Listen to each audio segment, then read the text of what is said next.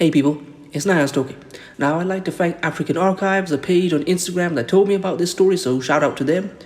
So this is from bbc.co.uk. Job Maseko, the South African World War II hero who didn't get a Victoria Cross. A South African World War II hero, Job Maseko, was denied the highest military award because he was black, campaigners believe, and his family have backed a push to get him a posthumous honor. War hero Lance Corporal Job Maseko died a poor man in 1952. Struck by a train in a tragic accident aged just 36, his exploits were in danger of being forgotten. Well, we're going to make sure that doesn't happen. A decade earlier, while a prisoner of war, he used an improvised explosive device to blow up a German freighter docked in Tobruk, Libya. Once back in South Africa, his treatment compared to white veterans reflect the racist policies of the time, and there's some who believe this extended to how he was honored for his act of bravery. He was awarded the military medal for meritorious and courageous action, but Bill Gillespie, who thinks he was blocked from receiving the Victoria Cross, VC, the highest honor, is campaigning to get it upgraded. Sorrow and pride. Maseko's family could support the move. I'm very proud of what he did, but at the same time, there's sorrow. If he were a white soldier, we believe he would have received the higher award. His niece, Jennifer Ngozi Maba tells the BBC while laying flowers at his grave. About 80,000 black South Africans served in the Native Military Corps NMC. After the war, they were given bicycles and boots and sometimes a suit as a reward. White soldiers received housing and land. And I want to take this section to point this out. They keep talking about reparations. They keep saying it was a long time ago. This man would have received housing and land, and that has impacted his children and grandchildren and great-grandchildren because they didn't receive it, whereas white soldiers did. So because he didn't get it, he's now suffering. There's now suffering. Things that happened a long time ago impact people in the present day.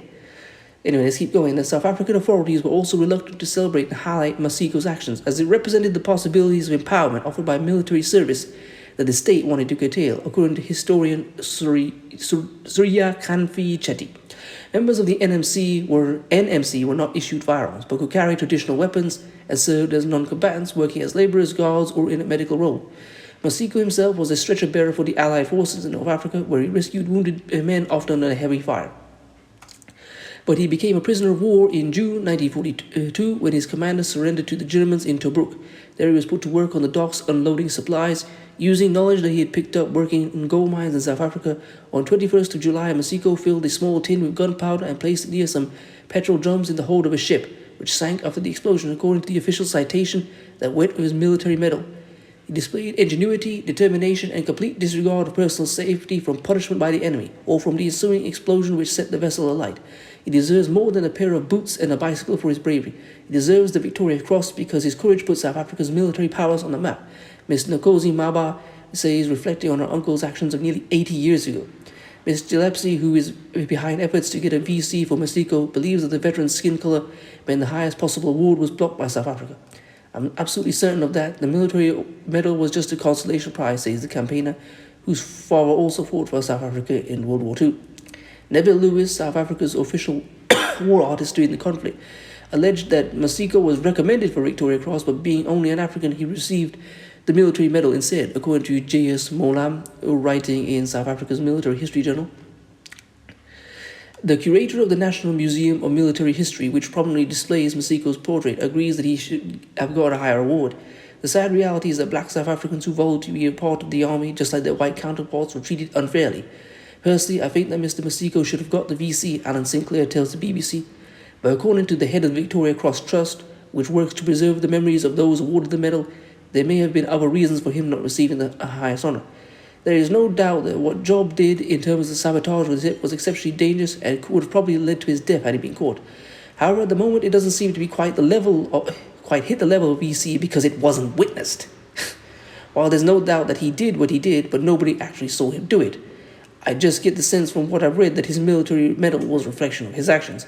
As for the UK's Ministry of Defence, it seems unlikely that it will at the moment upgrade the award. While acknowledging the bravery of all African servicemen and women in World War II, a spokesperson told BBC in an email that we cannot consider retrospective awards because we are unable to confirm the circumstances or compare the merits between cases that took place so many years ago. Mr. Gillespie's efforts to get the ministry to change its mind is a setback when a petition to try and raise the issue in the UK's Parliament was rejected on a technicality. It was turned down as these types of petitions cannot call for someone to get an award. But he believes more should be done to commemorate Maseko's gallantry.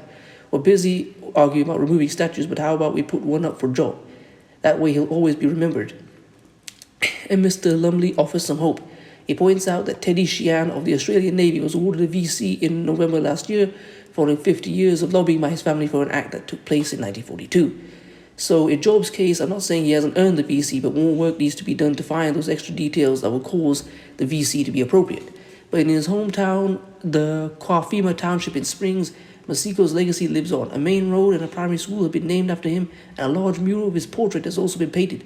At his graveside, his niece is obviously pleased about the renewed attention his story is getting. Turning to a headstone, Miss Nkosi Maba proudly says, "Your memory lives on, Uncle. Continue resting in peace." Nomsa Maseko is a distant relative of Job, but has not played any part in the campaign backed by his close family. Nomsa? Who's Nomsa? Anyway, this is something I just want to say. This is another example of why, you keep seeing blacks, whether in America or otherwhere, they keep taking pride in serving in these white militaries, and they get shown disrespect over and over and over again. Whether it's in the UK, in Canada, in America. I remember I did a video, I can't remember what the name is off the top of my head, but this guy got injured in World War I doing incredible bravery, and they didn't give him a pension, and he died in poverty in the 1920s. And then 100 years later, they gave him a place. They gave him a place in the National Arlington Cemetery. While he's alive, they gave him nothing. But when he's dead, they'll give him a nice shiny plaque in the cemetery. Here you go, because it's nice and cheap. And it's always a disrespect. Now, if you really want to honor him, what they need to do is that they need to give the land and the housing that the white soldiers got. That is of more value than any of these medals. Because I always say, I don't know who it was. Actually, it was Muhammad Ali, and this was in relation to his sporting medals. When he won his Olympic medals and he came back to Louisville, Kentucky, and they wouldn't serve him no matter what he'd done. And he threw his Olympic medal in the river. What are all these trinkets worth when you don't get treated like a human being? Anyway, I'm going to leave this article. Please comment, rate, share, and subscribe. If you want to support this channel, leave my Cash App. If you want to follow me on Instagram, I'll leave that there as well. If you would follow my backup channel, I'll leave that in the pinned comment. Thanks, and let's hope Mr. Maseko's family get justice. Peace.